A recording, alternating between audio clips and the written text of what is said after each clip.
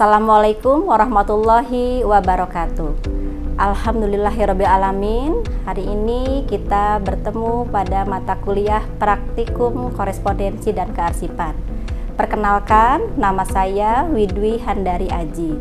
Saya dan rekan saya Ibu Dian Chandra Fatihah akan memandu Anda untuk praktek korespondensi dan kearsipan. Adapun hal-hal yang berkenaan dengan praktek, kita akan laksanakan di lab perkantoran. Baik, kita akan lihat beberapa hal yang berkenaan dengan aturan.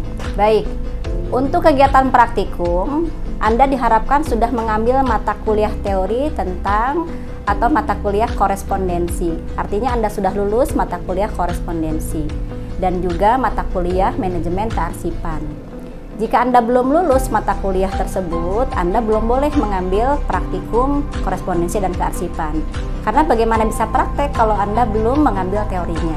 Sekarang kita lihat capaian pembelajarannya, di mana setiap mahasiswa dapat mempraktekkan menyusun berbagai macam surat. Nah, sudah kelihatan kan bahwa kalau Anda tidak lulus mata kuliah korespondensi, bagaimana Anda bisa menyusun berbagai macam surat, gitu ya. Kemudian kita lihat yang seterusnya. Di situ Anda juga harus sudah mampu menulis surat pribadi, surat niaga maupun surat dinas. Selain itu, nanti kita akan praktek bagaimana menata surat. Oleh karena itu Ibu sampaikan di depan bahwa Anda juga harus lulus mata kuliah manajemen kearsipan. Karena nanti surat-surat yang Anda buat itu akan disusun sebagai arsip dengan berbagai macam sistem kearsipan. Masih ingat sistem kearsipan ada berapa?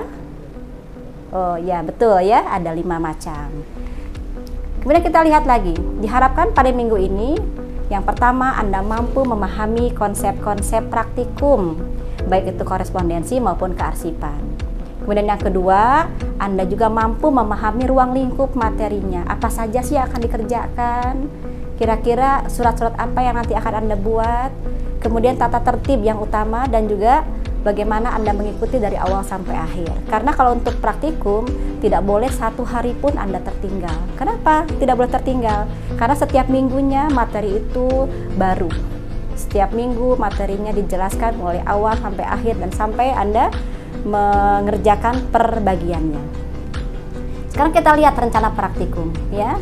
Sudah kita ketahui bahwa praktikum kita akan dilaksanakan sebanyak 16 pertemuan, ya. Pertemuan 1 kita akan perkenalan hari ini, kemudian menyampaikan ruang lingkup dan juga tata tertib praktikumnya, ya. Kemudian yang kedua atau minggu kedua sampai ke-7 Anda akan praktek membuat surat.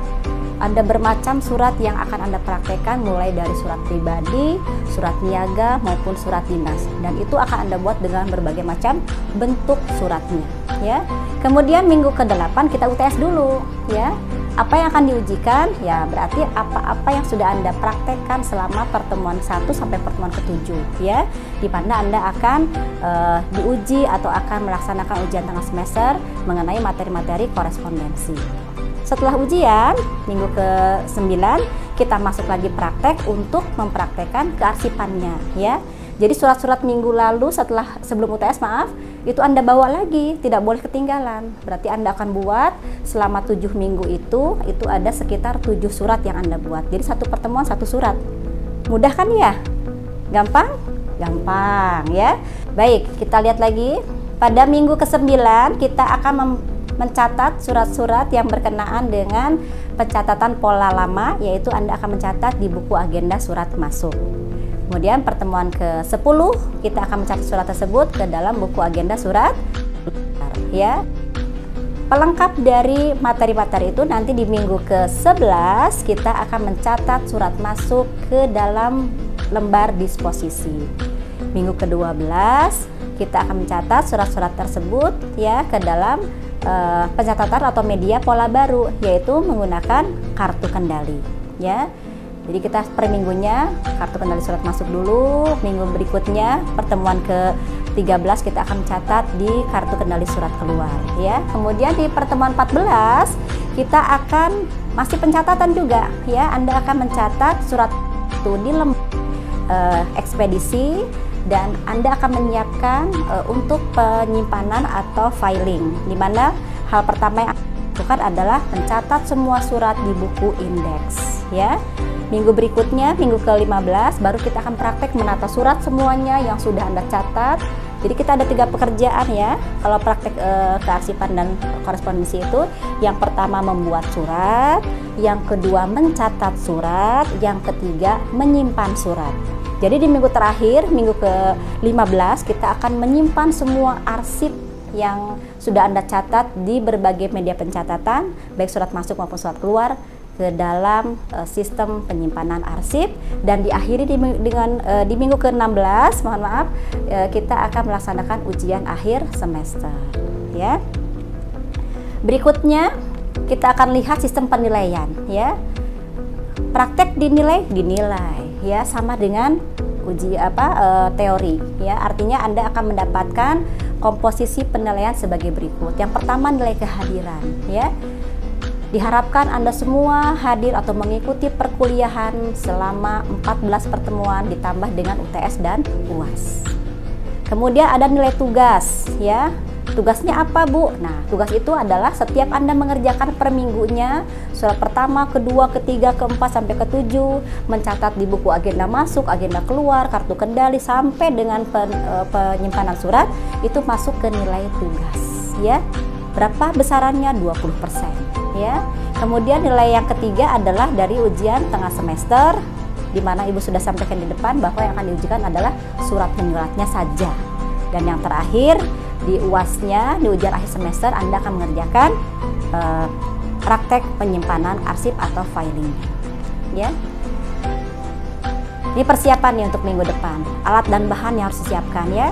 Jadi minggu depan kita akan praktek di lab, di mana Anda akan membawa berbagai hal yang ada kaitannya dengan praktek. Yang pertama, soal praktek itu harus Anda bawa ya. Nanti akan Ibu share dalam bentuk Word, kemudian di print dan dibawa pada saat praktikum. Kemudian disiapkan juga kertas HVS. Untuk apa sih HVS? Nanti Anda akan buat untuk menulis surat ya dalam bentuk konsep ya. Nah, setiap konsep itu nanti akan diperiksa oleh Ibu satu persatu supaya kelihatan mana yang harus diperbaiki, mana yang sudah betul, dan seterusnya ya. Kemudian ATK. Apa sih ATK? Alat tulis kantor ya, bawa sendirilah dari rumah ya. Ada pensil, bolpen, penggaris, hal-hal yang berkenaan dengan tulis menulis. Kemudian buku agenda surat ya. Nanti disediakan di lab ada ya, buku agenda surat itu nanti kita akan bagi sesuai dengan kebutuhan ya. Ada buku agenda masuk, ada buku agenda keluar.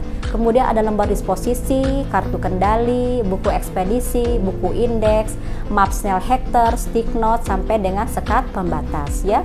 Insya Allah semuanya ini sudah disediakan di lab ya. Nah, kemudian Anda akan menata nanti ya surat-surat Anda buat, nanti akan dicatat di buku agenda surat masuk. Seperti ini nih contohnya ya. Seperti ini contohnya, ada buku agenda masuk, ada buku agenda keluar ya.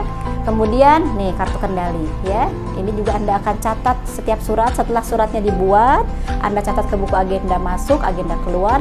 Nanti berikutnya Anda akan catat di kartu kendali ya.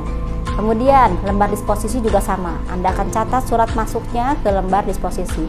Nanti Ibu akan pandu satu persatu bagaimana menyusun surat, bagaimana mencatat surat, bagaimana menyimpan surat.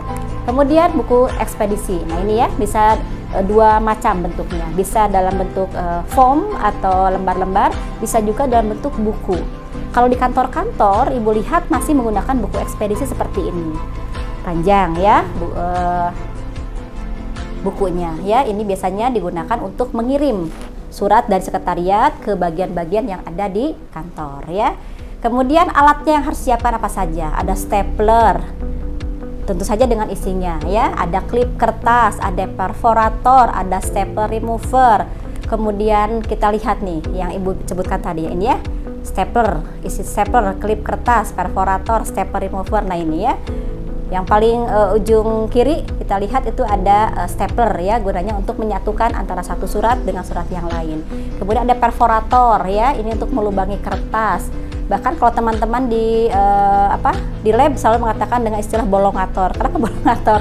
Ya untuk itu, untuk melubangi kertas ya. Kemudian ada clip paper atau ada clip kertas. Kemudian seperti pencapit itu ya, bisa Anda lihat seperti pencapit. Itu namanya adalah stapler remover. Itu untuk mencabut atau untuk mengambil klip atau stapler yang digunakan pada saat Anda menjepit kertas, supaya kuku Anda yang tadinya sudah cantik, sudah mani-pedi, itu biasanya nanti tidak akan rusak karena sudah ada alat untuk mencabut staplernya. Kemudian ATK banyak tuh ya, bisa Anda lihat di layar, di situ ada spidol, boleh, pensil, bolpen, ada stick note. Nah, ini juga digunakan untuk nanti kita praktek ya. Kemudian sekat-sekat seperti ini ya, nanti kalau sudah semuanya dicatat, kemudian Anda akan mulai penyimpanan, nanti Anda akan mulai memilah-milah surat untuk disimpan dengan menggunakan penyekat ini ya. Bisa dipahami? Nah, nanti terakhir setelah semuanya beres, kita akan simpan surat itu menggunakan dua media ya, atau dua alat lagi. Bisa menggunakan ordner, itu warna-warni tuh, ada yang ungu, ada yang kuning, merah, hitam ya. Nah, ini biasanya untuk penyimpan arsip yang jumlahnya banyak ya. Atau juga dalam bentuk map saja, map Snellhector namanya ya. Map Snellhector itu adalah map yang tengahnya ada penjepit ya, karena semuanya nanti akan dilubangi, akan disimpan di dalam map itu ya. Baik, terima kasih. Sampai jumpa nanti kita di kegiatan praktikum minggu depan, di mana Anda semuanya sudah menyiapkan alat dan bahan secara lengkap. Diharapkan semuanya tidak ada yang tertinggal.